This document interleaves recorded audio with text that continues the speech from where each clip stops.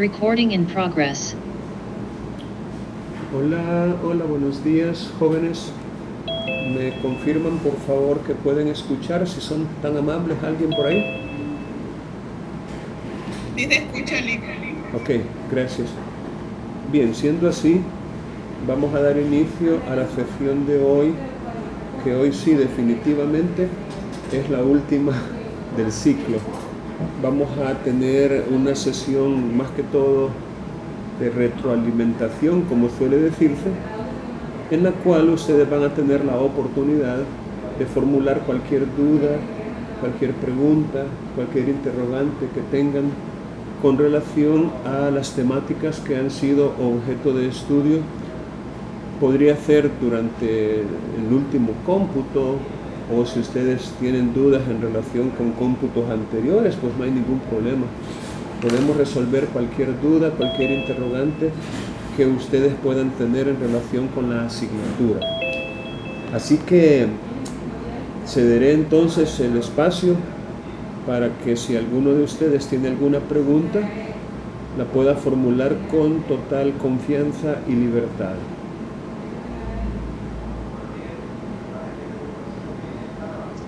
Lick, con Sí. respecto al laboratorio, que, bueno, creo que hubimos varios que salimos mal, no sé si podría resolverlo, porque sí, realmente, en mi caso quedé con varias dudas respecto a ese laboratorio. Entiendo. Sí, creo que no habría ningún problema en hacerlo. Espero tener un poco de tiempo al final porque me gustaría hacer algunos comentarios en relación con la ley del ejercicio notarial en las otras diligencias. Recuerden que la ley se llama Ley del Ejercicio Notarial de la Jurisdicción Voluntaria y de otras diligencias. Entonces, está bien, vamos a ver si podemos encontrar un espacio para resolver las preguntas del último laboratorio, pero también quisiera tocar esas otras disposiciones que tal vez no hemos comentado. Ahora, si tienen alguna pregunta un poco más específica, aunque fuera de laboratorio, por ejemplo, miren, me acuerdo la pregunta tal en la cual me quedó la duda si la respuesta era tal, pero más concreta, ¿verdad? Y no todo el desarrollo del test, digámoslo así, pero si tienen alguna duda un poco más específica en relación con alguna pregunta en particular, con gusto les escucho.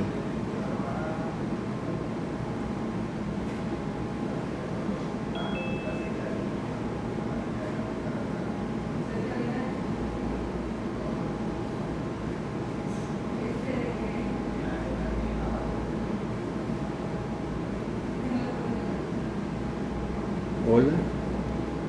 Miren, comentarles que estoy experimentando dificultades técnicas. De repente me aparece en la pantalla connecting, pero no sé de qué me estoy desconectando. Recording in progress. Sí. De repente me desconecta y como que me vuelve a conectar. Pero bien, ¿me escuchan ahorita? Sí, Lick. Vaya, ¿alguien tiene alguna duda, alguna pregunta? Más concreta, como dije antes. Bueno, entonces miren, vamos a pasar nuestros ojos, a ver si lo logramos, por la ley del ejercicio notarial de los artículos 22 y siguientes. Vamos a ver si podemos hacer algunos comentarios relacionados con estas disposiciones. Vaya, el primero de los artículos es el artículo 22, que se titula Comprobación de preñez o falta de preñez de la mujer viuda o divorciada y del parto. Este artículo no deja de ser curioso, ¿no? Porque prácticamente se trata aquí de una diligencia notarial tendiente a dar por sentado o por cierto un hecho. y es el hecho del embarazo o preñez en una mujer viuda o divorciada, y también el hecho del parto o nacimiento de una persona. Fíjense que este artículo 22 nos remite a los artículos 203 y 210 del Código Civil y habla de una denuncia. La denuncia a que se refieren los artículos 203 y 210 del Código Civil, indicando que esa denuncia puede hacerse por medio de notario, en cuyo caso el notario, una vez diligenciada esa denuncia, va a entregar los autos a la interesada, entendamos el expediente completo. Ahora, ¿a qué se refiere o a qué se refería, mejor dicho, los artículos 203 y 210 del Código Civil? Si usted lo busca en su edición actual, lo más probable es que no los encuentre, ya que estos artículos forman parte de todo un articulado que fue derogado por la legislación de familia. Entonces, yo les he explicado a ustedes que cuando nos encontremos con artículos que nos remiten a otros, tenemos que valorar si vamos a entender derogado también lo que dice en el artículo remitente, o vamos a entender que lo que se derogó fueron aquellos artículos a los cuales nos está remitiendo, pero que la disposición remitente, que en este caso sería el artículo 22 en su inciso primero, sigue vigente, porque existe la posibilidad de que esta norma siga vigente a pesar de haberse derogado los artículos 203 y 210. Pero para ello, un estudio completo de la situación, un estudio, llamémosle, diligente, profesional, científico, exige o requiere que leamos lo que decían esos artículos cuando estaban vigentes, para determinar, repito, si ese hecho, si esa situación todavía se puede dar. Y en el caso de que se pueda dar todavía, pues concluir que a lo mejor la norma remitente, en este caso el artículo 22, inciso primero, estaría todavía vigente. Por eso yo les voy a mostrar aquí lo que decían estos artículos, tomado de una versión, por qué no decirlo, primigenia, original o anterior a las reformas del Código Civil. Aquí dice, fíjense bien, artículo 205, aunque aquí nos manda al 203, vamos a ver, creo que el 203 no lo tomé, pero déjenme ver si lo puedo buscar todavía. Espérenme un ratito mientras busco.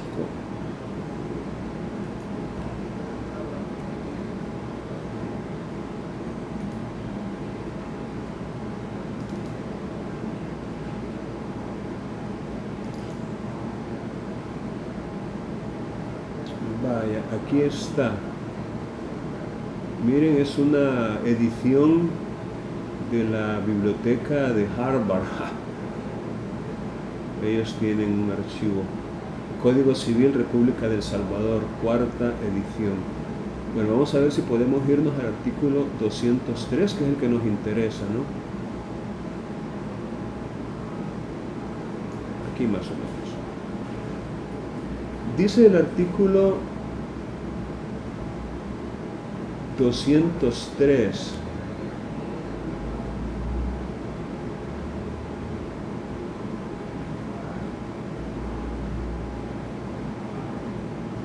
Espero que alcancen a leer. Ninguna reclamación contra la legitimidad del hijo, ora hecha sea por el marido o por otra persona, tendrá valor alguno si no se interpusiere en tiempo hábil ante el juez, el cual nombrará curador al hijo que lo necesitare para que le defienda en él. La madre será citada, pero no obligada a parecer en el juicio. Entendamos por parecer, asistir o comparecer. No se admitirá el testimonio de la madre que en el juicio de legitimidad del hijo declare haberlo concebido en adulterio.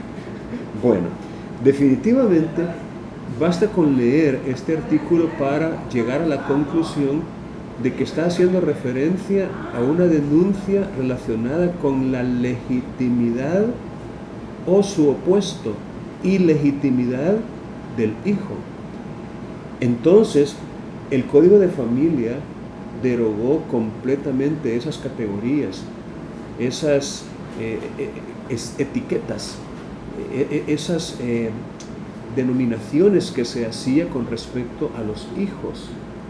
Antes de que el código entrara en vigencia, se entendía que algunos hijos eran legítimos, otros eran legitimados, otros eran ilegítimos.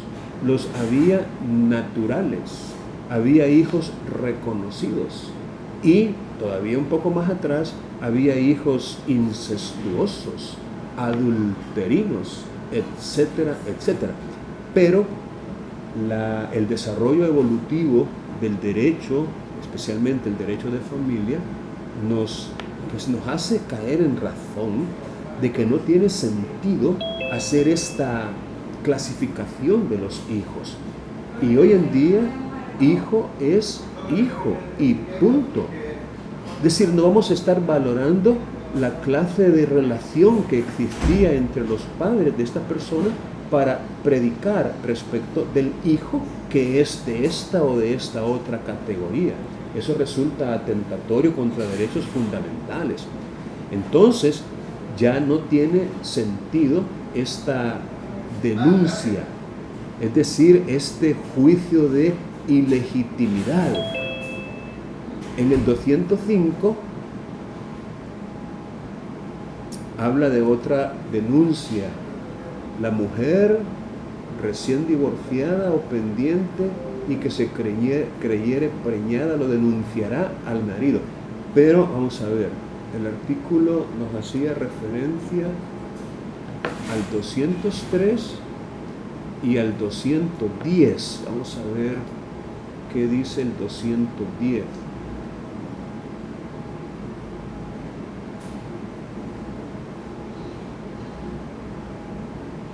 Bueno, obviamente tiene que ver con la misma situación de ilegitimidad.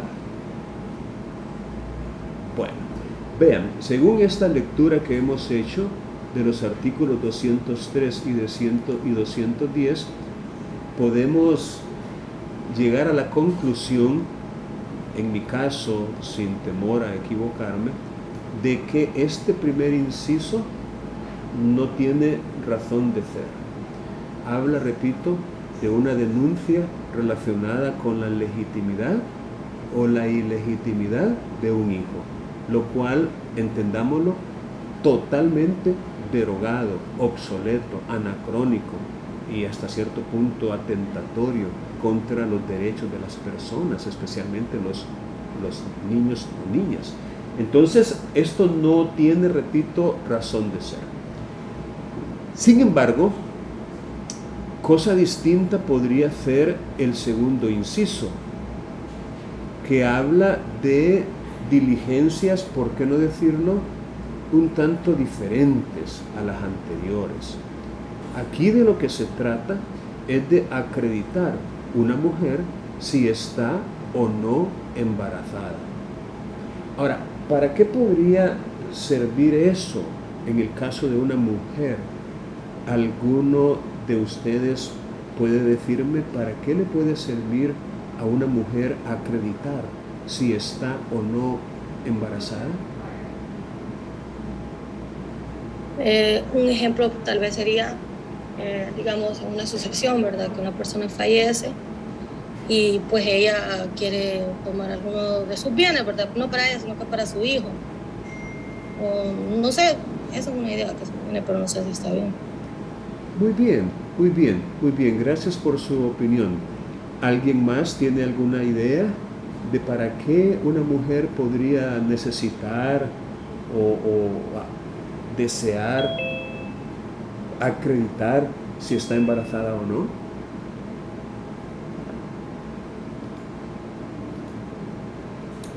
Vaya, fíjense que esto nos lleva al código de familia. En el código de familia voy a buscar el término embarazada.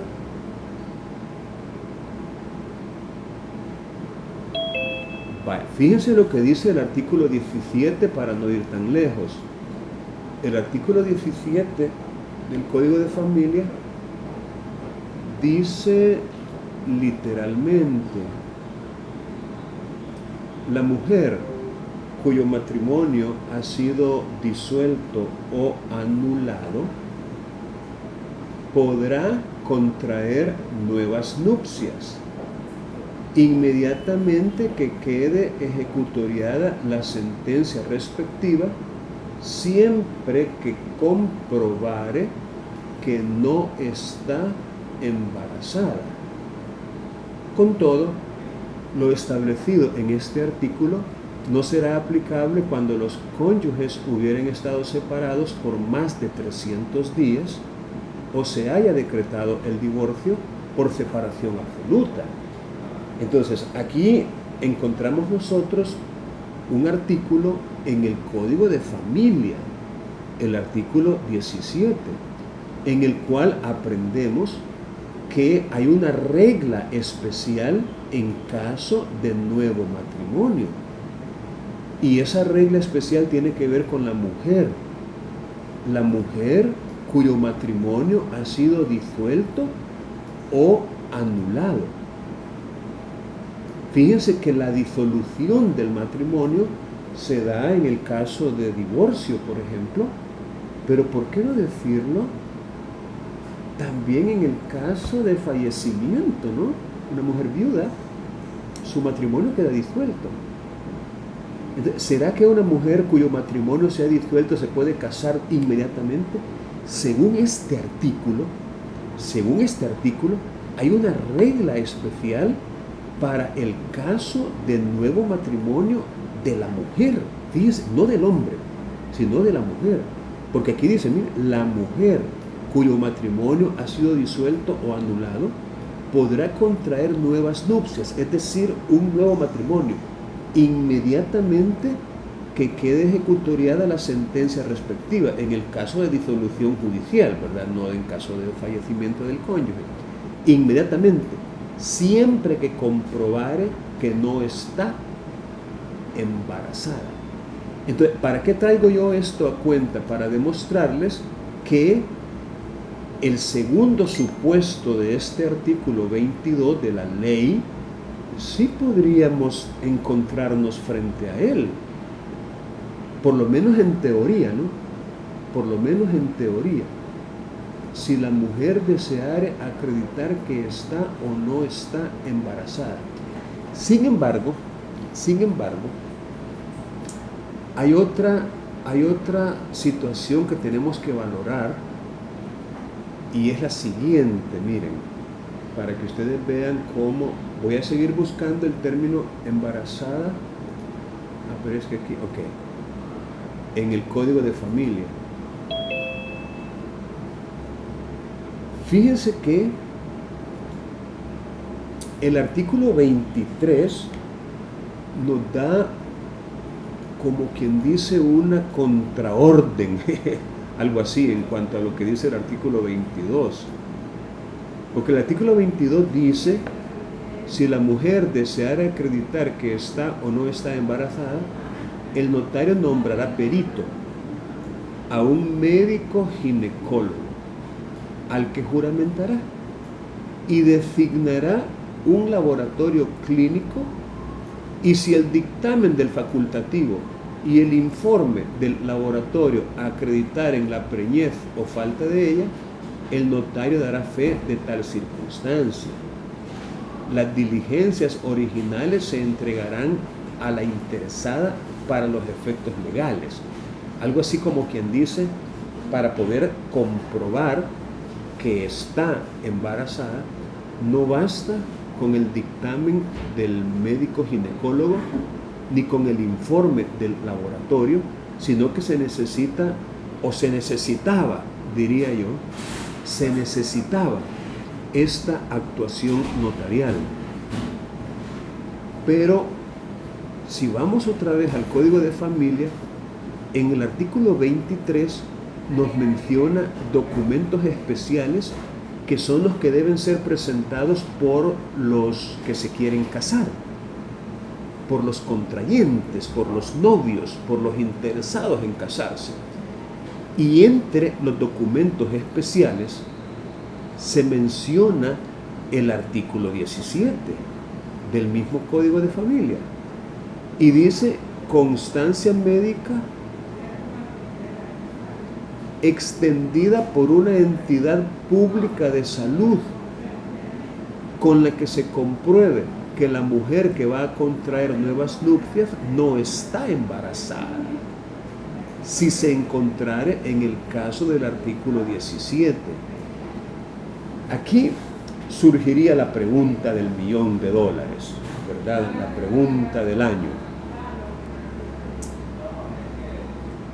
El artículo 22 se coloca en el caso de una mujer que desea acreditar si está o no está embarazada. Y le dice al notario que debe nombrar perito a un médico ginecólogo, juramentarlo y designar también a un laboratorio clínico para que hagan la correspondiente prueba de embarazo. Si el dictamen del médico y el informe del laboratorio acreditan que está o que no está embarazada, el notario va a dar fe de esa circunstancia y las diligencias originales se las va a entregar a la interesada. Pero yo pregunto, ¿creen ustedes que estas diligencias originales hechas ante el notario le van a servir a la mujer que prueba que no está embarazada y que no han transcurrido 300 años desde la fecha en que se disolvió el vínculo matrimonial? Pregunto, ¿creen que estas diligencias originales le van a servir a la mujer para volverse a casar? Digamos, después de haberse disuelto o anulado su matrimonio anterior. Yo le voy a ayudar con la respuesta. Yo pienso que no.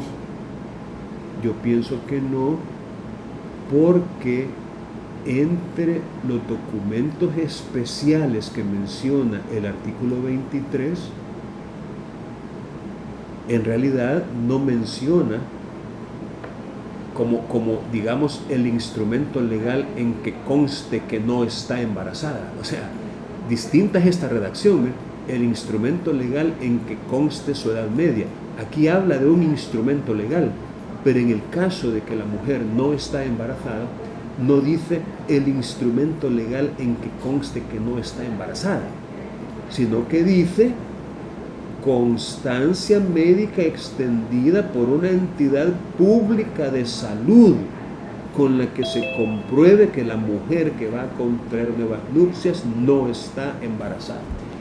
Entonces ya con eso, y comentando por supuesto esta ley del ejercicio notarial, pensaría que si lo que la mujer quiere es acreditar que está embarazada o que no lo está, para otros objetivos, para otra finalidad, para otro propósito que no sea el contraer nuevas nupcias, entonces pienso no habría ningún problema y el notario perfectamente podría actuar tal como este artículo se lo menciona, se lo indica. Repito, siempre y cuando el objetivo que la mujer pretende no sea nuevas nupcias, volverse a casar después de que su matrimonio ha sido disuelto o anulado y que no hayan pasado los 300 días que se mencionan en el mismo artículo 17. Porque el artículo 17 dice que esto no tendrá lugar cuando los cónyuges hubieran estado separados por más de 300 días o se haya decretado el divorcio por separación absoluta, que sabemos que la separación tiene que ser por 1 o más años consecutivos. Entonces, si ha habido una separación de más de 300 días, entonces esto obviamente no se aplica. ¿Alguna duda o alguna pregunta en cuanto a esto que les acabo de explicar? Porque a mí no me queda, como que dice, claro si ustedes han comprendido la explicación.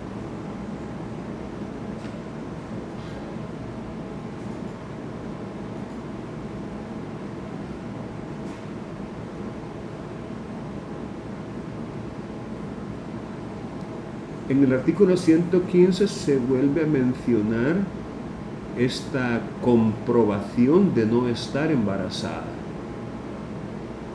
Y siempre hace referencia al nuevo matrimonio, contraer matrimonio después de disuelto el vínculo anterior.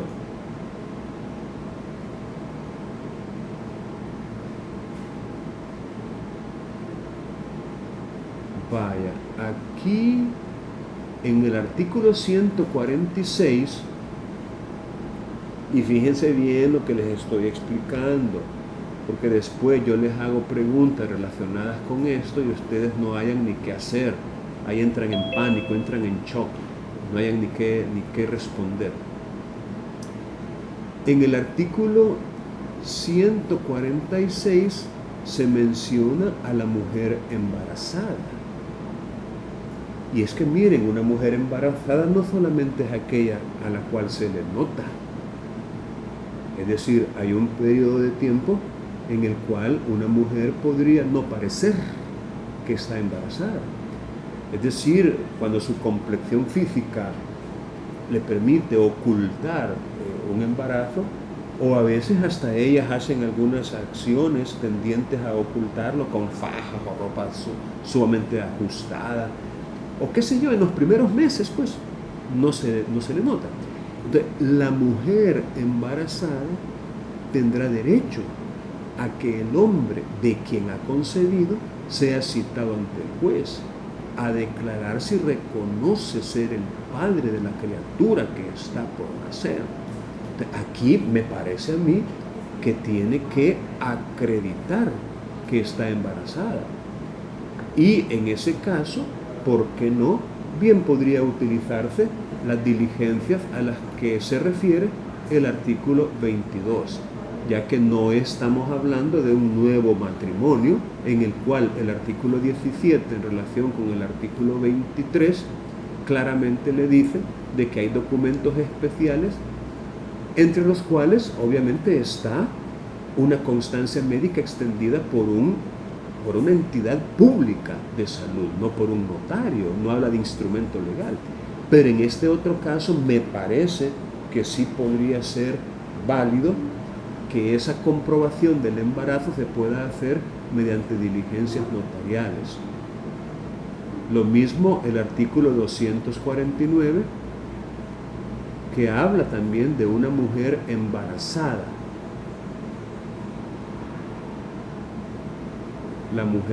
Toda mujer embarazada tiene derecho a exigir alimentos al padre de la criatura durante todo el tiempo del embarazo. Es decir, otra circunstancia en donde se menciona a la mujer embarazada y que de alguna manera podría hacerse uso de esta diligencia. Luego, hay otra actuación notarial que no deja de ser llamativa de la atención del que lee, ¿no? O sea, llama mucho la atención que una mujer que está embarazada quiera acreditar el hecho del parto fíjense bien de lo que estamos hablando. Una mujer embarazada desea acreditar el hecho del parto. Y para ello puede ir, aquí se dice ocurrir, está bien, es un término apropiado para significar, puede ir con un notario para que éste, o sea, el notario, dé fe del parto mediante acta notarial. Entonces, prácticamente lo está invitando, ¿no? Para que venga y observe y personalmente compruebe y esté presente durante el trabajo de parto y el parto mismo, ¿no? No sé qué opinan las mujeres con relación a esto.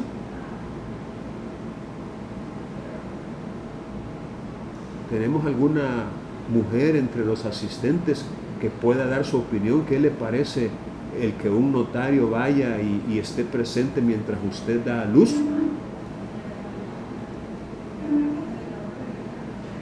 A saber, pero yo digo que el fin tiene que ser demasiado importante para que se permita eso, ¿verdad? O sea, pero bueno, yo como mujer no lo haría en sí, pero a menos que sea para algo que realmente beneficie a mi hijo, al bebé que van a nacer y a mí, ¿verdad? Obviamente. Pero de lo contrario, creería que ya es bastante como una intromisión. Sí. A menos que sea algún fin necesario, tal vez sí. No lo veo descabellado, sí. Y así son muchas personas, ¿verdad? Más cuando es una cesárea. Entonces, tendría que ser un buen fin. Sí, obviamente, y dándole seguimiento a su respuesta o a su opinión, tendríamos que ver cuál podría ser, legalmente hablando, un buen fin.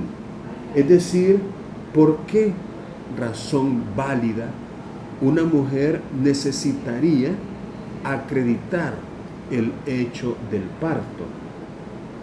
Es decir, fíjese que se me vino una consulta, ¿verdad? Ajá. Yo la vez pasada estaba viendo que hay un artículo en el Código Penal, creo que es, no sé si está derogado o no, ahorita se me escapa, pero que aparece la simulación de embarazo como delito. Okay. Entonces, no sé, ahí hay, no me acuerdo, pero creo que así está tipificado ese delito, y es delito, o sea, una simulación de preñado de embarazo. Ok, bueno, digamos, pero el embarazo, digamos que es una cosa, ¿verdad? Ya hablamos un poquito de él, del embarazo o preñez, y de alguna manera, pues, hemos aprendido de que si es para nuevas nupcias, esa constancia no puede ser estas diligencias notariales del artículo 22, en el inciso segundo. No podrían ser estas, porque la ley bien claro dice en el artículo 23 del Código de Familia que en ese caso tiene que ser una constancia extendida por un centro público de salud. Pero si es para otro tipo de gestiones que necesita acreditar el embarazo, bien podría acudirse a esta actuación notarial. Pero en esta parte del inciso final salimos del hecho del embarazo y nos pasamos al hecho del parto, ¿verdad?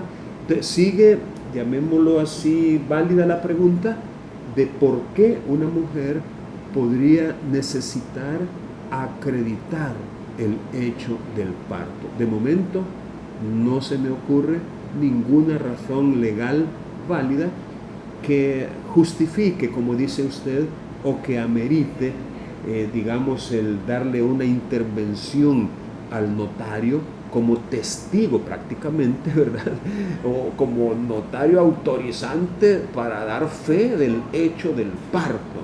De hecho, en la tesis que yo les he pedido que ustedes estudien, que son comentarios a esta ley, la autora, que es mujer, dice que ella lo ve como algo que atenta contra la dignidad de la mujer como tal, y que el legislador no tomó en cuenta eso, y para ella no debería permitirse, es decir, para ella, pues, Sin embargo, yo lo que veo es cuando la mujer que esté embarazada, es decir, es la mujer la que lo solicita, obviamente debe contar con el consentimiento de ella, ¿no?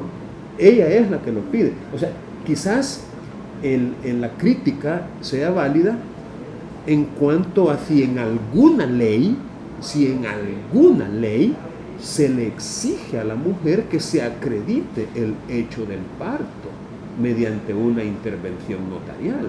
Si en alguna ley existiera esa obligación de acreditar el hecho del parto mediante una intervención notarial, ahí sí, la crítica sería buena, sería válida, ¿verdad? Porque exigirle a la mujer que un extraño pueda ir para acreditar el hecho de que está dando a luz, sí podría resultar atentatorio contra su dignidad, contra su intimidad, contra su albedrío, ¿no? Contra su libertad.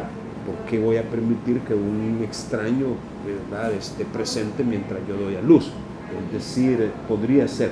Pero supongamos el caso de que la mujer no le resulte, digamos, gravoso y ella misma lo pida. Es decir, ese podría ser tal vez una especie de atenuante. Pero la autora de la tesis dice de que esto no debería estar permitido. Aunque la segunda parte, si el parto ya se hubiere realizado, ahí dice que no habría ningún problema en que el notario lo acredite con el testimonio del profesional médico que la asistió y con las demás pruebas que considere necesarias, las que asentará en acta notarial.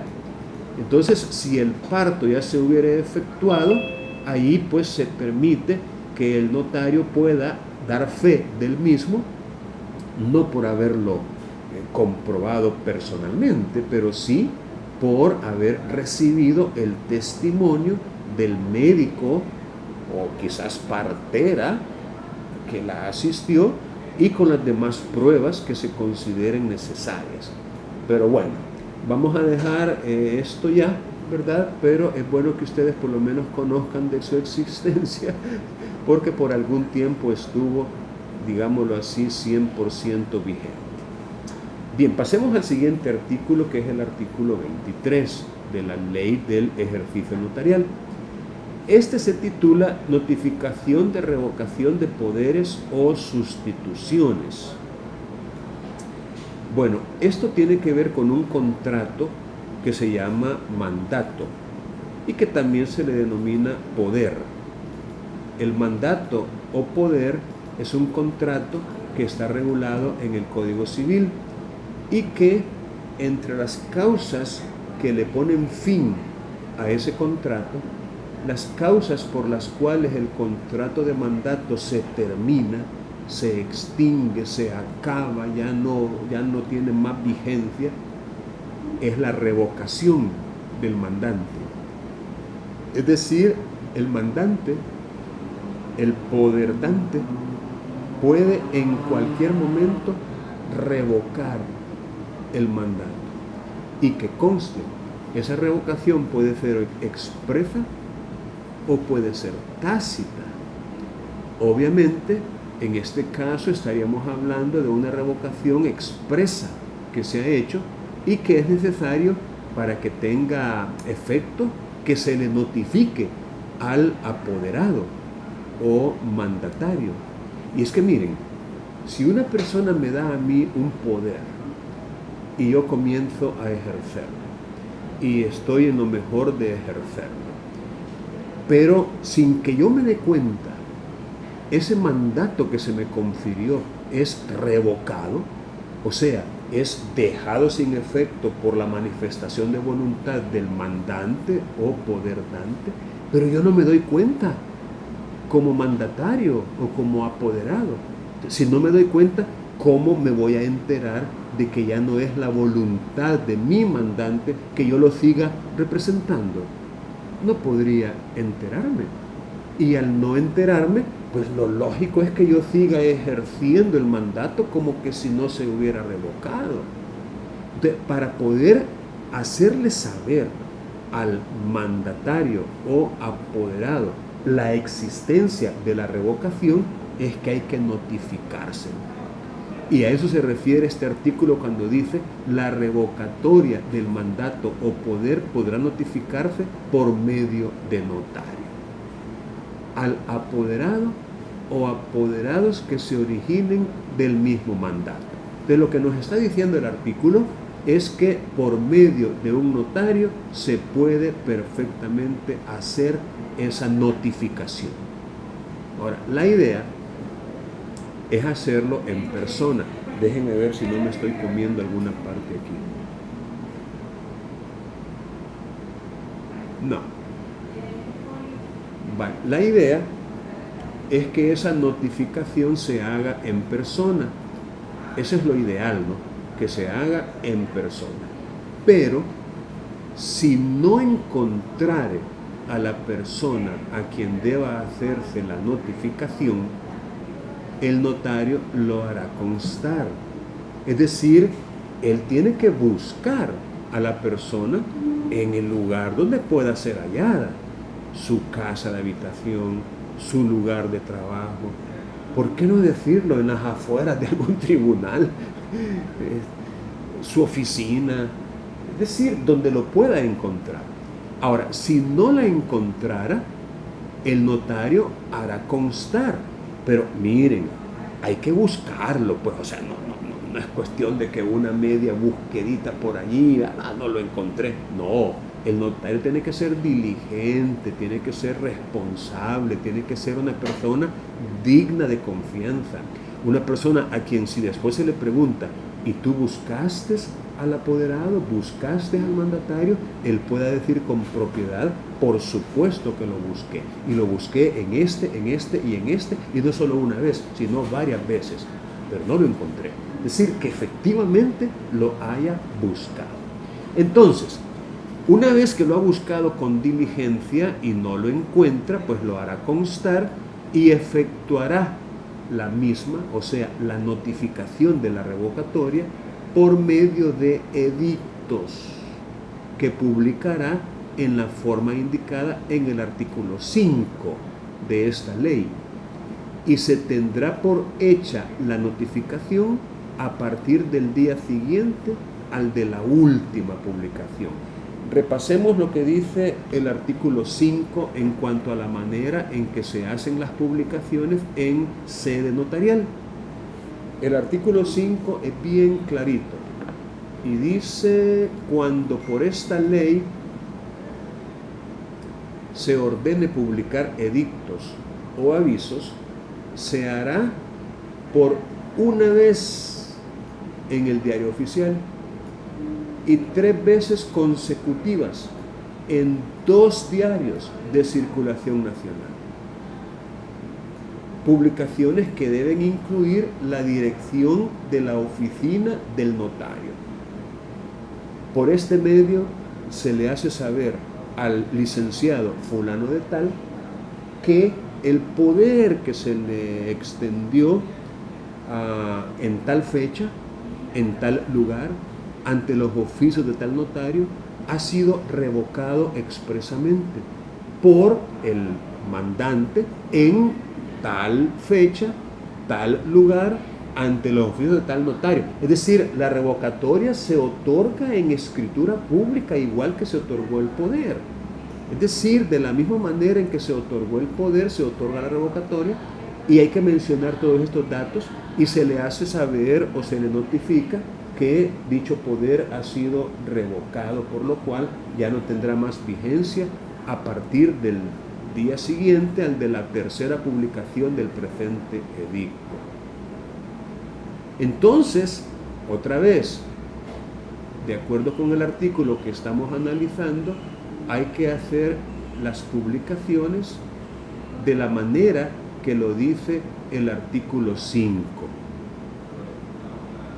Y se tendrá por hecha la notificación a partir del día siguiente al de la última publicación. Fíjense bien. Aquí no es que se le esté citando al apoderado se le cita para que comparezca a la oficina cuya dirección se proporciona a fin de notificarle la revocatoria. No es que se le esté citando para notificarle, sino que la notificación se efectuará por medio de edictos, y los edictos se van a publicar de la manera que ya les expliqué, y esa notificación es la que se estaría haciendo, la notificación de la revocatoria del polio. ¿Alguna pregunta? No tengan temor en hacer la consulta que estimen conveniente, ¿verdad? Ok. Veamos el caso del artículo 24 que se titula Traducciones. Cuando un instrumento o sus auténticas, entendamos por auténticas aquellas actuaciones que legalizan las firmas, aquellas actuaciones que dan fe de que la firma puesta en el instrumento es auténtica, porque efectivamente se puso a presencia de aquel que está legalizando o autenticando esa firma. Entonces, a eso se refiere cuando dice o sus auténticas. Cuando un instrumento o sus auténticas estuvieran escritos en idioma extranjero, no importa cuál idioma, en tanto no sea el idioma castellano, idioma extranjero, el interesado podrá otra vez ocurrir. Por ocurrir entendamos acudir, comparecer, presentarse, llegar, ir ante notario, quien nombrará perito a un intérprete de su conocimiento al que juramentará. Aquí tenemos un problema porque en otras diligencias contenidas en esta ley se ha dicho expresamente la calificación profesional del perito a ser nombrado, como en el caso del médico ginecólogo que acabamos de leer, o en el caso del ingeniero civil, ingeniero topógrafo o técnico en topografía que se menciona en el caso de la remediación. Es decir, le menciona por su nombre el título profesional que debe tener el perito. Pero en este caso, fíjense, no.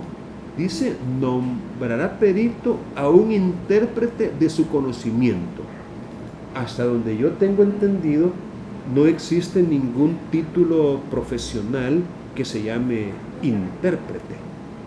¿O conocen ustedes de alguien cuyo título profesional obtenido en alguna universidad sea intérprete? Por lo menos en El Salvador creo que no tenemos. Entonces, aquí el notario tiene que utilizar mucha sabiduría, mucha experiencia práctica y poder nombrar como perito, obviamente, a alguien que en verdad conozca el idioma extranjero en el cual viene ese instrumento o sus auténticas. De tal manera que no va a nombrar a alguien que como que dice, vení vos aquí, a vos te voy a poner aquí como intérprete, porque eso lo podría hacer incurrir en responsabilidad profesional. Recuerden ustedes que la traducción que se haga de un documento de un idioma a otro tiene que ser fiel, fidedigna, tiene que ser clara, completa y en todo caso bien hecha. Y para ello se necesita de un profesional. Por ejemplo, se me ocurre a mí un licenciado en ese idioma. Eso sí tenemos, licenciado en idioma inglés, por ejemplo, que es lo más común, que vengan en idioma inglés esos documentos. Pero lo importante es que se le presenta el instrumento al notario, tiene que levantar acta. Un acta donde hace constar la solicitud que se le está planteando. Luego tiene que nombrar como perito a un intérprete y tiene que juramentarlo. El acta de juramentación también es parte de estas diligencias. Es decir, un acta donde comparece ese perito y allí es donde para mí tendríamos que acreditarlo. Es decir, mencionar por qué es que lo hemos nombrado como perito, cuáles son sus virtudes, sus capacidades, sus competencias, es decir, por qué es que le hemos extendido ese nombramiento. Luego, en esa acta en esa acta donde se juramenta, también se le indica al perito cuál es su encargo, cuál es su comisión, cuál es el trabajo o tarea que se le está encomendando, y que tiene que dar obviamente un informe, que el informe no es ni más ni menos que la traducción que él ha hecho. El dictamen del traductor no es otra cosa que la traducción que él ha hecho. Señor notario, atentamente y en cumplimiento a la comisión que me fue encomendada, remito a usted el siguiente dictamen, que es la traducción del documento y o sus auténticas que me fueron entregadas. Y entonces él, fíjense bien, devuelve el documento original en idioma extranjero, las devuelve al notario, y sus auténticas, si las tuviera, más la traducción que él ha hecho. En esa parte es muy recomendable que conserven el formato. Es decir, si por ejemplo el documento en idioma extranjero viene en un formato de que trae párrafos separados, numerados, o a veces son tablas. Ojalá ustedes entiendan lo que les digo, cuando digo una tabla en donde tiene columnas y filas, y entonces los datos están allí. Si por ejemplo es una certificación de partida de nacimiento de otro país, pero obviamente en otro idioma, ¿no? Y se logra ver el orden en que están los datos dentro del documento, que la traducción sea como un espejo, como un reflejo del documento original, solo que ya en el idioma castellano. Eso es una recomendación que le podemos dar al traductor para facilitar la lectura del documento, y así uno pone a la par los dos documentos, el que está en idioma extranjero y el que está traducido ya al castellano, y teniéndolos a la par uno puede darse cuenta de lo que significa o lo que dice el documento extranjero, ¿verdad? Entonces, hecha la traducción, es decir, cuando ya se ha dado el dictamen, el notario pondrá su firma y sello en cada folio del instrumento y auténticas traducidos. Mire, esto es algo que no se les puede olvidar. No se les puede olvidar.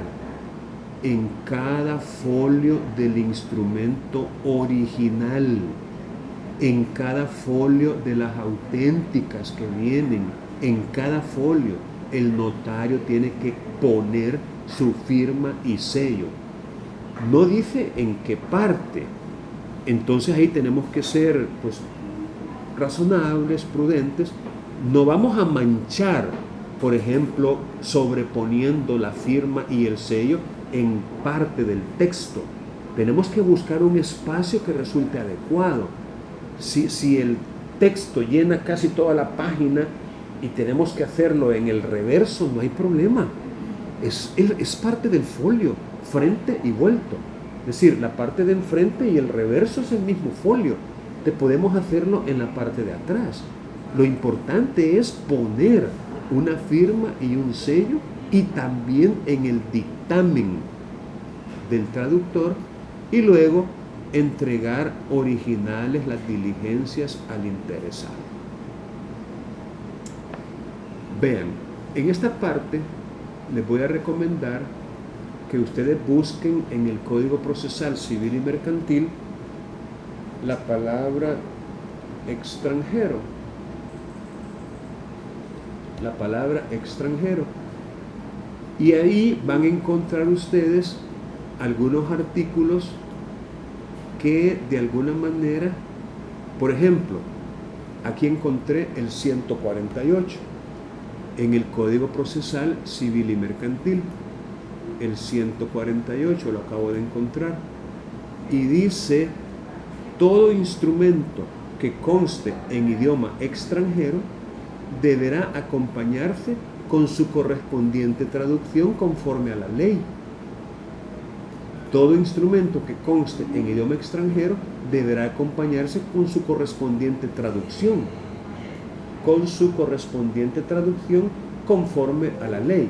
Entonces, aquí les está diciendo pues que hay que traducir. Luego tenemos también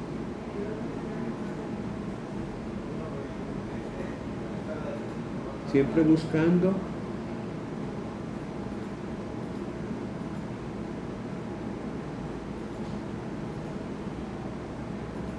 el derecho extranjero. Aquí está, miren, otro artículo, el 333. El artículo 333 también menciona la necesidad, esto no me deja verlo aquí, vamos a ver si lo puedo ver desde acá, hoy sí. El artículo 333 dice: cuando el instrumento público o privado que se presente no esté en idioma castellano, deberá acompañarse al mismo una traducción efectuada en legal forma. Esa traducción puede ser impugnada en el proceso, ya sea en la audiencia preparatoria o en la probatoria, y entonces el juez va a designar a un perito para una nueva traducción en el caso de que sea impugnada. O sea, ni modo, no es algo como quien dice firme o que puede quedar ya, porque aquí acabamos de aprender que cuando se presentan esas traducciones en un proceso civil y mercantil puede ser impugnada, eso sí, por una sola vez. Entonces el juez o tribunal va a designar a un perito para una nueva traducción, y también se menciona los instrumentos que proceden del extranjero, pero aquí es en cuanto al valor probatorio, el artículo 334. Pero lo que les quería mostrar es que efectivamente en el Código Procesal Civil y Mercantil vemos plasmada la necesidad de estas traducciones, que perfectamente se pueden hacer ante notario. El artículo 25, ese sí definitivamente lo vamos a entender derogado. Así como se derogó el 141 del Código de Procedimientos Civiles, junto con las famosas diligencias de ausencia, esas ya no las encontramos en el nuevo proceso civil y mercantil, y ya no hay necesidad de estas diligencias. Entonces, este artículo 25, ese sí, entendámoslo derogado. Entendámoslo derogado. El artículo 26,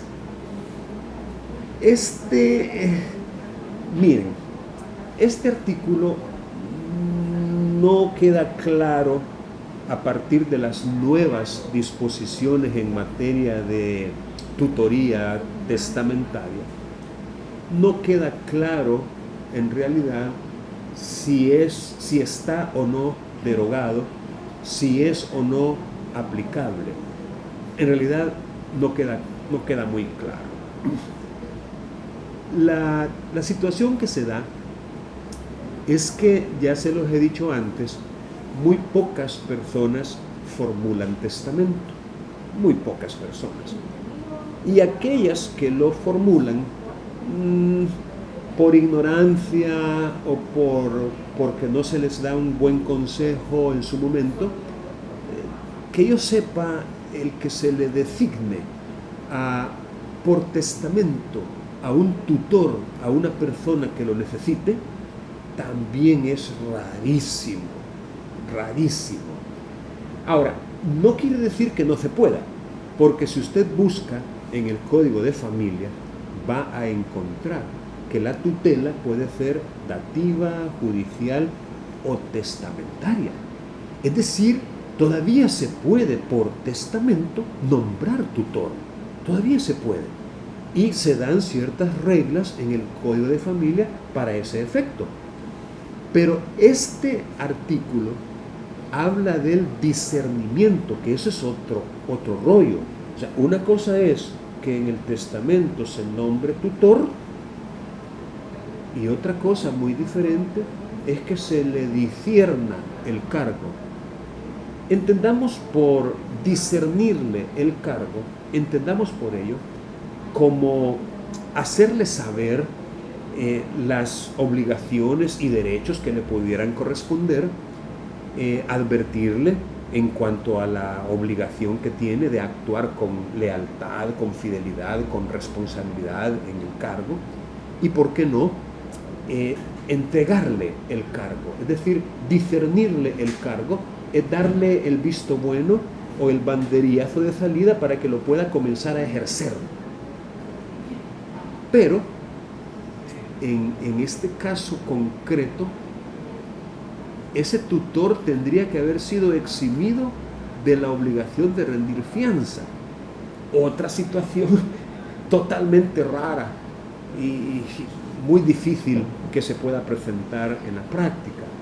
Entonces, con relación a este artículo 26, lo que les voy a decir a ustedes es que en presencia de un interesado que quiera que ante sus oficios como notario se le discierna el cargo,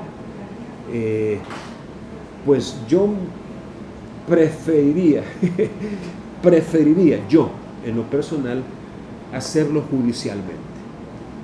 Es decir, curarme en salud y ante esa incertidumbre, esa duda de si procede o no. Y es que miren, en el Código de Familia yo encontré un artículo que dice de que ningún tutor va a poder entrar en el ejercicio del cargo mientras no recuerdo exactamente cuál es el término que se utiliza, pero me da la impresión de que necesita intervención judicial. Entonces, estos cargos así de tutor de personas que lo necesitan, estamos hablando de personas menores de 18 años de edad o mayores que tengan impedimentos mentales, por ejemplo, o de comunicación que no se puedan dar a entender por escrito, etc. Entonces, para mí son cargos que tienen algún tipo de relevancia y que, imagínense un ejercicio inadecuado de ese cargo por el tutor.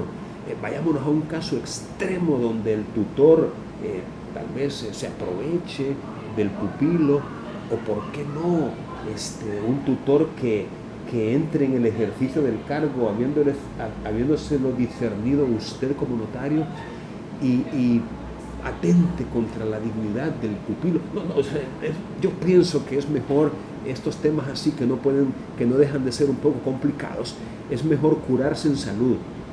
Miren, créanme, hay que manejar a la defensiva en algunos temas y mejor, como dice el refrán, mejor aquí corrió y no aquí murió.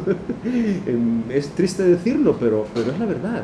Y yo siento mi deber pues a aconsejarles a ustedes en base a mi propia experiencia y por qué no en base a lo que yo haría, lo que no significa que usted pueda hacerlo si así lo desea. Ahí está el artículo 26, o sí, lea bien el Código de Familia antes de proceder. Luego tenemos otra diligencia que también no deja de ser un poco complicada y que, si me preguntan, jamás yo he visto que se haya hecho, ni siquiera judicialmente, mucho menos notarialmente. Sin embargo, es una diligencia que podría resultar muy apropiada bajo ciertas circunstancias. Pero como muy bien lo dice la autora de la tesis, esas circunstancias reflejan por sí mismas contención de parte. Porque si yo quiero que se pongan sellos, por cierto, la palabra aposición significa traducido al español, poner junto a, poner a la par de, colocar sellos. Yo no sé si ustedes han visto algunas películas de esas de detectives, donde hay que investigar un homicidio, una muerte, una violación, o qué sé yo, y por ejemplo una masacre en una casa de familia, donde llegan y colocan unas cintas que indican literalmente que nadie puede entrar a ese lugar. Es decir, esos son los sellos. Es decir, sellar da la idea de colocar cerraduras, de colocar marcas indicativas de que no se pueden ni siquiera tocar esos objetos. Eso es la posición de sellos. Es decir, fallece una persona y obvio, ¿no? Obvio, todos dejamos bienes, todos. Empezando por la ropa, pues es que nadie anda desnudo, pues todos tienen aunque sea su ropa, la ropa con la que se visten, reloj, lápiz, todos tenemos cosas, bienes. Fallece la persona. Pregunto, ¿qué creen ustedes que podría motivar para que alguien venga a pedirle, ya sea a un juez o a un notario, que se pongan sellos?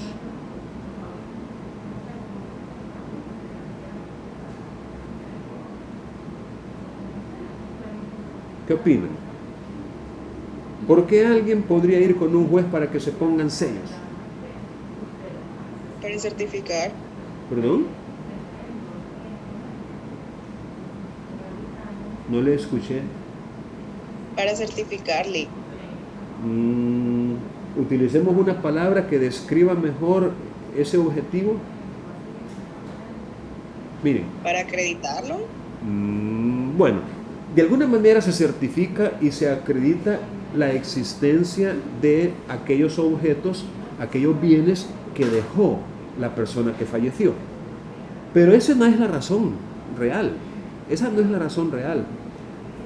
La razón de fondo, fíjense bien, es el temor, la duda de que alguien pueda llevarse esas cosas. Y yo les pregunto, ¿ese temor es razonable? Qué pregunta más boba, ¿verdad? Lamentablemente sí. Es que mire, es que si más se tarda en morirse la persona que en estarle registrando su ropero, su baúl, su chinero, donde tenía sus cositas y a veces familiares que ni siquiera son cercanos, pero que tienen cierto nivel de acceso a la propiedad, entran y se llevan lo que quieren, pues como que si aquello fuera una garduña. Entonces, ese temor es el que motiva para que se solicite la aposición de sellos y su posterior levantamiento. Miren, como no es una diligencia, repito, tan frecuente, yo mismo ya les dije, no he visto nunca ninguno, aquí les voy a habilitar ahorita en la semana 20, en la parte de abajo, una presentación que alguien hizo en Prezi salvadoreño sobre estas diligencias de aposición. Ustedes únicamente hacen clic, repito, semana 20, la parte de abajo donde dice aposición, hacen clic y aquí los va a remitir a una presentación de Prezi que habla sobre el tema. Es del año 2020, pues es algo que ha hecho una persona, ¿verdad? Y llama la atención que, bueno, ahí explica bastante, pero lo que me llamó la atención es esto, miren, es esto. Me llamó poderosamente la atención que él comparte, o ella, comparte unas diligencias.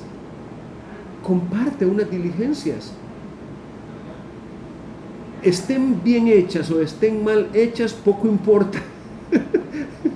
Poco importa, porque lo que importa es que de alguna manera hay una notario que se animó a hacer estas diligencias. Entonces, repito, no estamos para juzgarlas de momento, ¿verdad? Bien o mal, ella lo hizo y yo dejo con ustedes este vínculo para que puedan leer y aprender un poquito más sobre estas diligencias.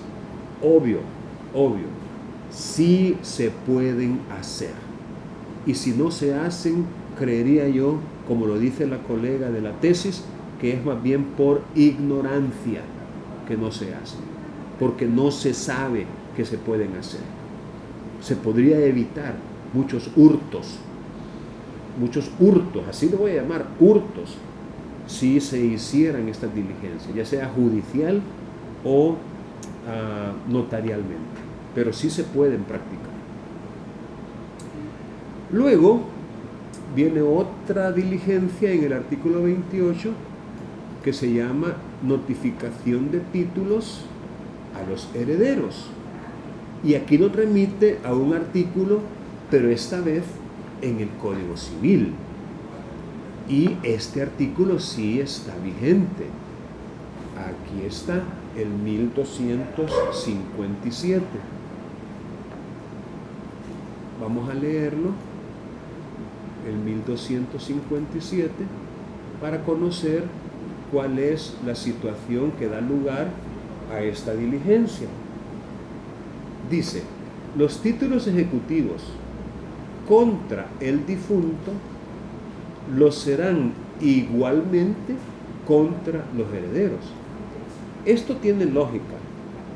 Si yo soy acreedor y tengo un título ejecutivo, el cual puedo perfectamente utilizar contra una persona porque esa persona me debe, es mi deudor o mi deudora, pero si fallece, fíjense bien, si fallece, yo puedo perfectamente demandar a los herederos de esa persona.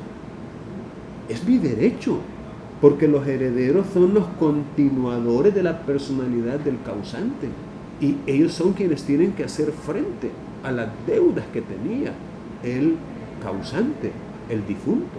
Los herederos tienen que responder a prorrata de sus cuotas. Si hay un heredero de la mitad, él tiene que pagar la mitad de la deuda. Si hay un heredero del cuarto o la cuarta parte, pues tiene que pagar la cuarta parte de la deuda. Y si es un heredero único, pues él tiene que pagarlo todo. Pero, y aquí viene el pero, los acreedores no podrán entablar, fíjense bien, no podrán entablar en el caso de que no estuviera entablada. Por entablar, entendamos iniciar, comenzar la ejecución o llevar adelante.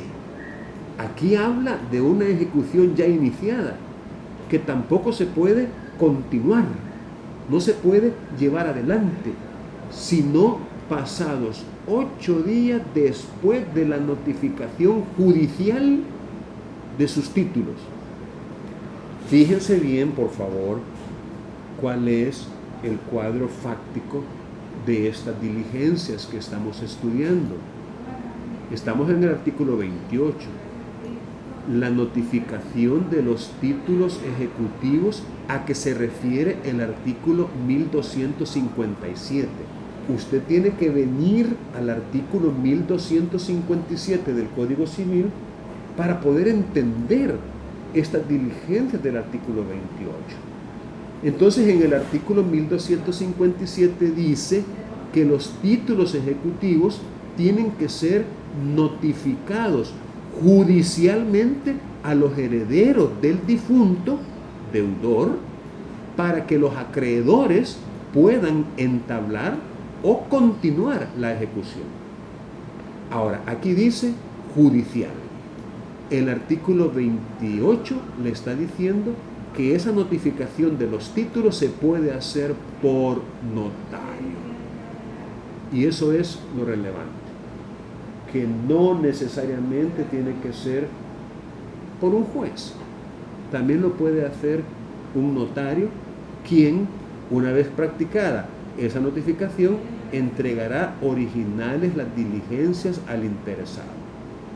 Y la notificación se hará observando las reglas que establecen los artículos. Estos artículos están derogados. Una recomendación que se les podría dar es que podemos leer esos artículos, leer esas reglas que estaban antes.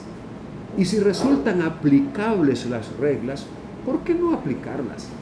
Aunque ese artículo o ese código esté derogado, si las reglas son sensatas, si las reglas son, ¿por qué no decirlo?, tutelares de derechos, ¿por qué no aplicarlas? O sea, yo no le veo ningún problema.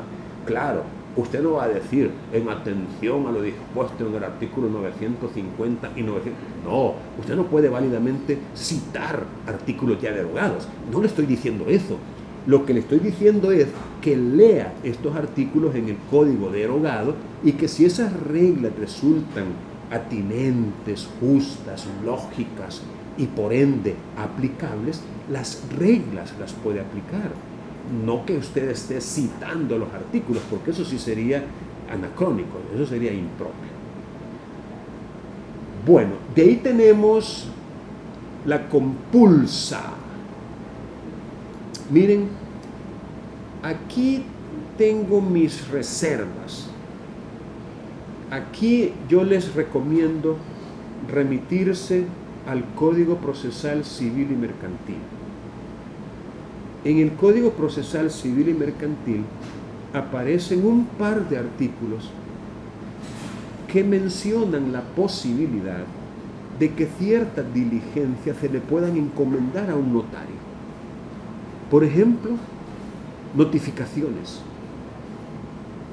A petición de parte, se pueden practicar notificaciones por medio de un notario.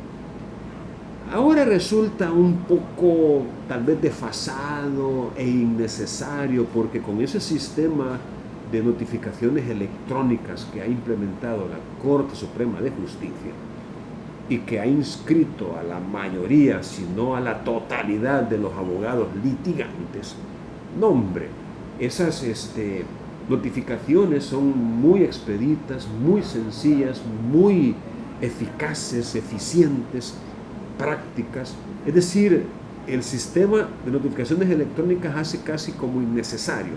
Sin embargo, hay otra diligencia que también se le puede encomendar a un notario y es el emplazamiento.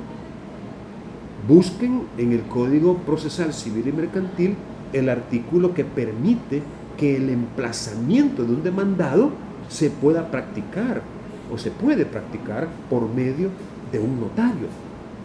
Entonces, con eso en mente, si hay necesidad de hacer un compulsa, es un término que equivale a confrontación, equivale a cotejo, equivale a comparación.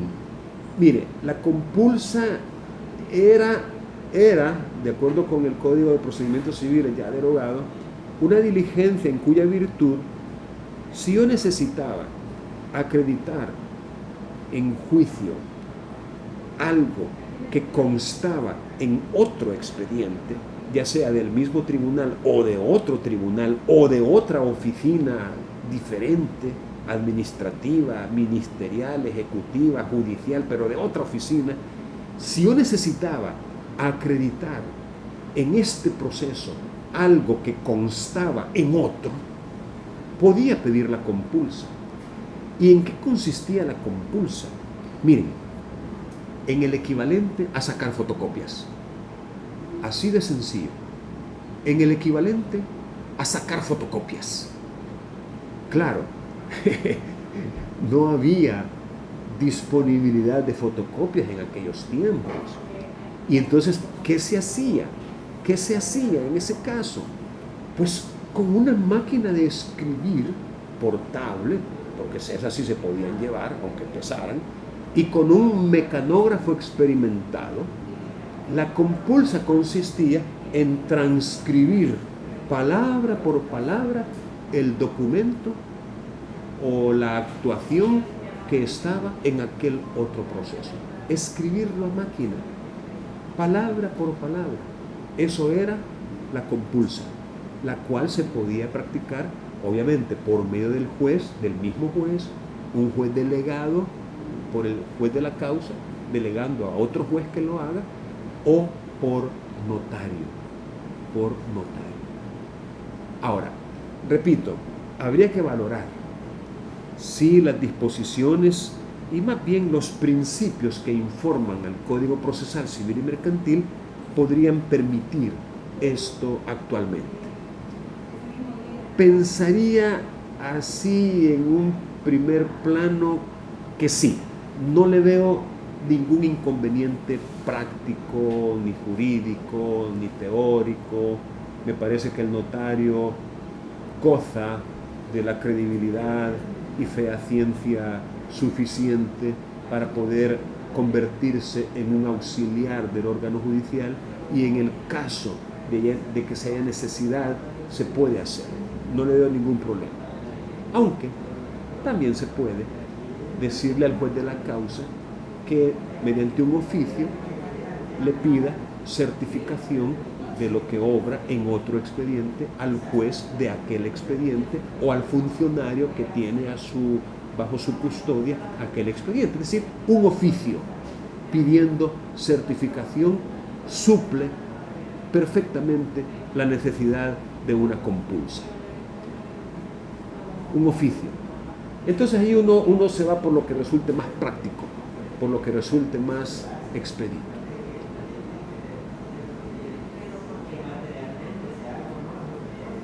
El artículo 30 es uno de los artículos más utilizados por los notarios hoy en día.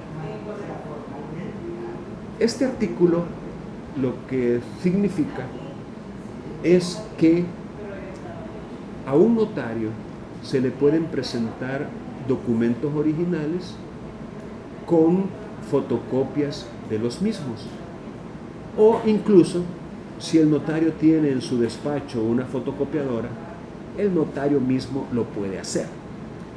Le presentan un documento original con sus fotocopias, o el original, y el notario mismo puede sacar las fotocopias.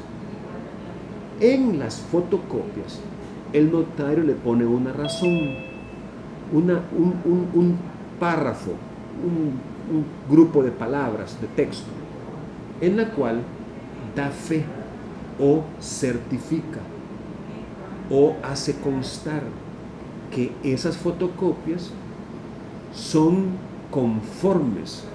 Es decir, él ha certificado la fidelidad y conformidad de las fotocopias con sus originales por haberlos confrontado. La razón es muy sencilla de hacer. Es más, vamos a ver si la podemos ensayar para que a ustedes les quede bien clarito cómo es que se redacta esa razón. Él o la certifica la fidelidad y conformidad de la presente fotocopia con su original, con el cual se confrontó de conformidad, no, porque ya puse conformidad aquí arriba, en base al artículo 30 de la ley del ejercicio notarial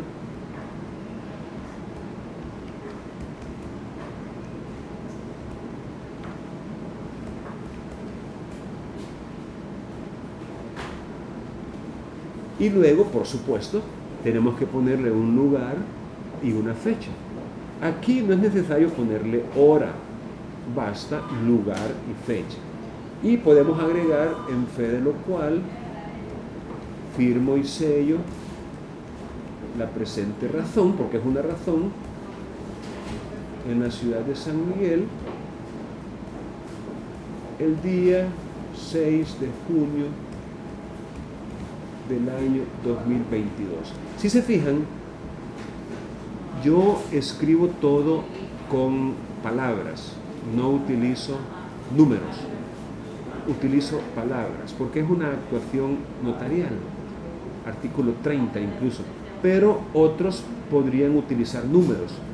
Por lo menos aquí, por ejemplo, artículo 30, no le veo yo ningún problema en ponerle artículo 30. Pero esto es básicamente, ahora, una advertencia, ojo, una advertencia. Fíjense bien, si el documento original consta de varios folios, hacer constar de cuántos folios se compone. Y esto es importante, firmar y sellar cada folio. Es decir,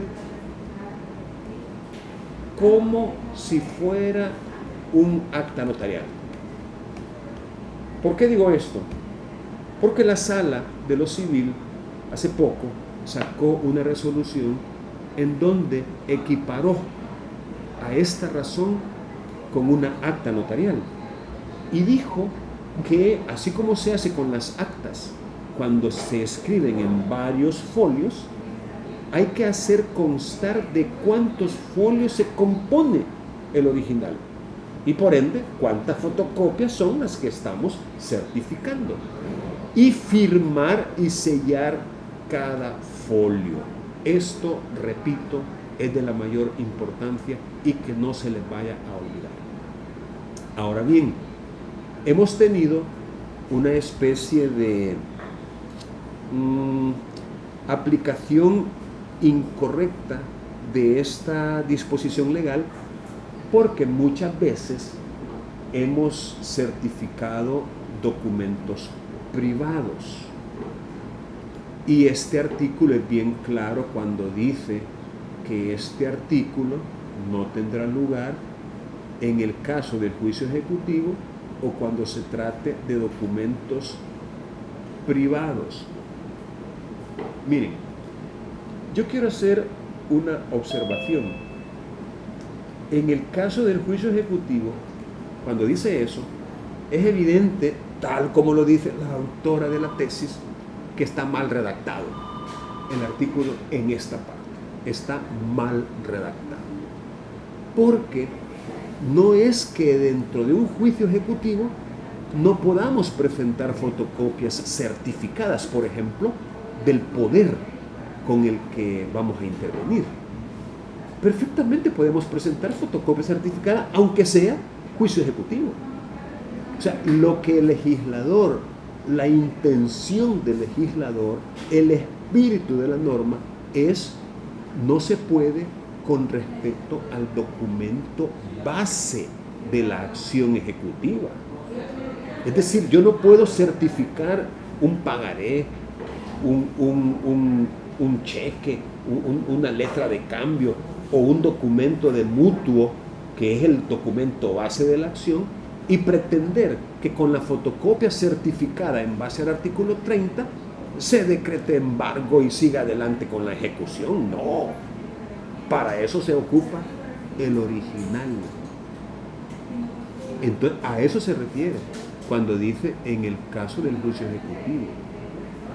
Y cuando dice, cuando se trate de documentos privados, ahí a mí me queda una gran duda, porque la pregunta del millón es ¿y por qué no?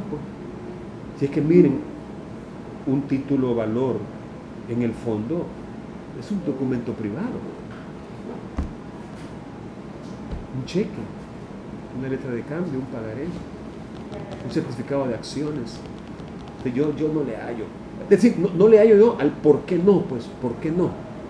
Ahora, que usted lo haga y que no se lo admitan en cualquier procedimiento, pues tendría razón el juez. al no admitírselo, al decirle, no, mire, este es un documento privado.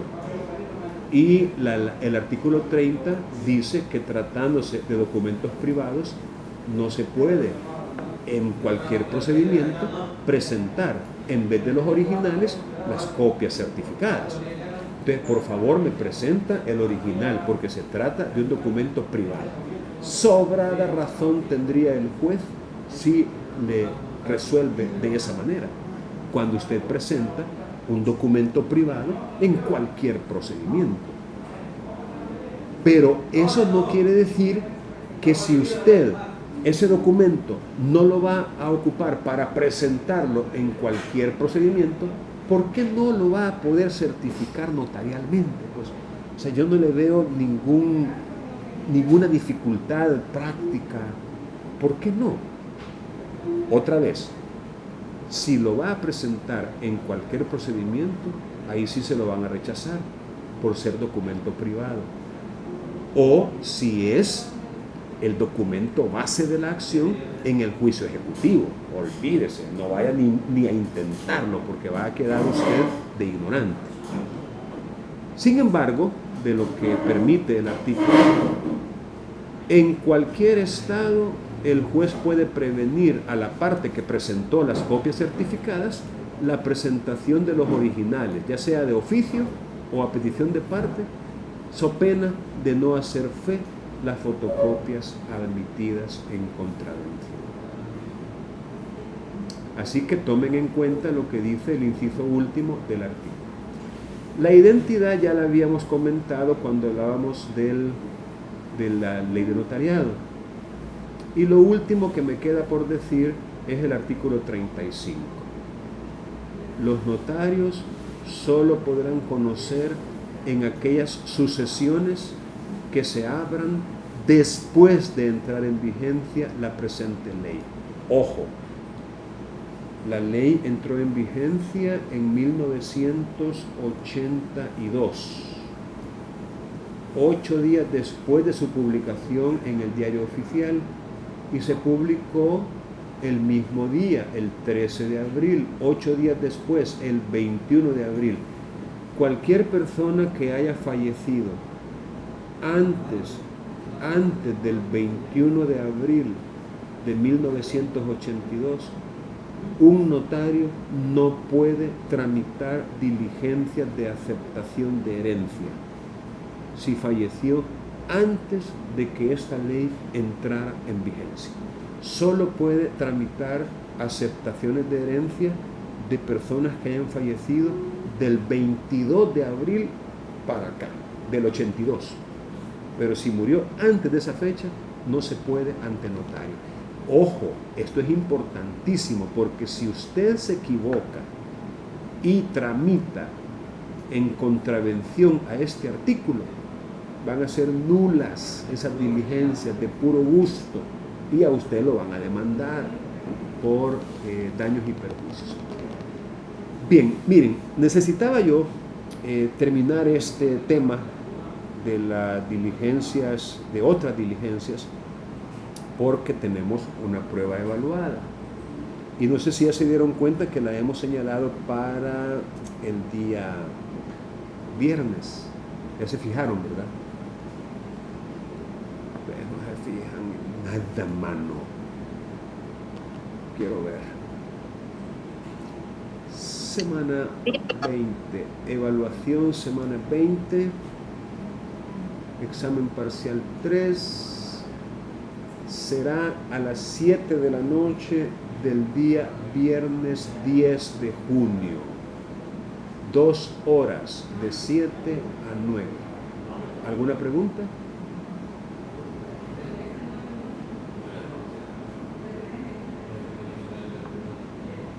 Bueno, entonces, pendientes, miren, vamos a hacer una cosa. Voy a tratar de dar también virtual con el otro grupo. Y yo voy a compartir con el otro grupo este video. Y con ellos voy a resolver el test, lo que me pidió una compañera de ustedes hoy. Y así ustedes van a poder ver la resolución del test en el otro video. ¿De acuerdo? para que no se queden con esa duda. Por ahora vamos a concluir, no sin antes preguntarles si tienen alguna duda, alguna pregunta. Bueno, si no tienen preguntas, entonces ya saben lo que corresponde, ¿verdad? Pero antes déjenme detener la grabación. Stop recording.